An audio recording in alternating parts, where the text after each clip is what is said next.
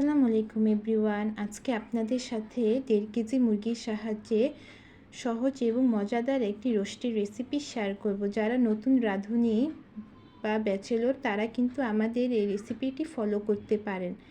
যারা মনে করেন যে রোস্ট রান্না করতে খুবই কঠিন বা কষ্টসাধ্য তারা কিন্তু আমার এই রেসিপিটি দেখে সহজেই রান্না করতে পারবেন। প্রথমে আমরা পেঁয়াজগুলো বেরেস্তা করে নেব। তারপর যে মুরগিগুলো ছিল সেগুলো গরম তেলে ভেজে নেব। আমরা কিন্তু এখানে বেশি ভাজা করিনি, হালকা একটা ভাজা দিয়েছি। মুরগিগুলো ভাজা শেষ হয়ে গেলে তারপর আমরা রাঁধুনি যে রেডিমিক্স মশলাটি ছিল সেগুলোর মধ্যে টক দই দিয়ে দিয়েছিলাম। টক দইগুলো কিন্তু মশলার সাথে ভালোভাবে নেড়ে নিতে হবে। তারপর আমরা যে টমেটো কেচাপটি ছিল সেটা আমরা দিয়ে দেব।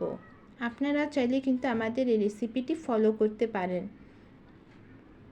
ভালোভাবে নেড়ে নেওয়ার পর আমরা তারপর গরম তেলে যে পেঁয়াজগুলো ছিল সেটির সাথে আমরা অবশ্যই পেঁয়াজ বাটা দিয়ে নেব।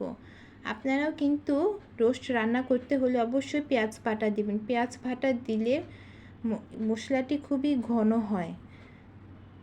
তারপর আমরা যে রাঁধুনি রেডিমিক্স মশলাটি তৈরি করে রেখেছিলাম সেগুলো দিয়ে দেব। তারপর আমরা এটি ভালোভাবে নেড়ে নেব। দেখেছেন পেঁয়াজ বাটা দেওয়ার ফলে কি সুন্দর মশলাটির একটি রং এবং ঘন হয়েছে।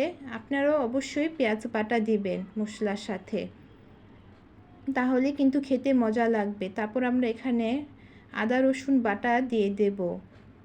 আদা রসুন বাটা দেওয়া হয়ে গেলে আমরা এটা ভালোভাবে নেড়ে নেব। ভালোভাবে নাড়ানোর পর যে মুরগিগুলো ছিল ভেজে রেখেছিলাম সেগুলো আমরা এক এক করে দিয়ে দেব। তারপর আমরা এখানে ভালোভাবে নেড়ে নেওয়ার পর তারপর আমরা এখানে বাদাম বাটা দিয়ে দিয়েছিলাম।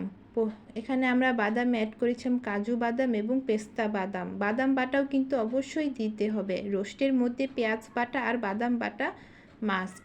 তারপর আমরা এখানে লবণও অ্যাড করে নিয়েছিলাম। কাঁচামরিচ দেওয়া হয়ে গেল। তারপর যে পেঁয়াজগুলো বেরেস্তা করে রেখেছিলাম সেগুলো দিয়ে দেব। এই তো সহজ উপায়ে হয়ে গেল আমাদের এই মুরগির রোস্টটি রান্না করা।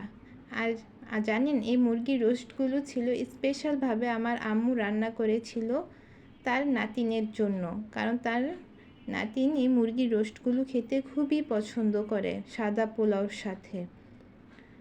আর এই তো সাদা পোলাওর সাথে মুরগির রোস্ট ছিল আর ডিমের কোরমা ছিল। আর এটা খেতে কিন্তু খুবই মজা লেগেছিল। আপনারাও বাসায় এটি ট্রাই করবেন।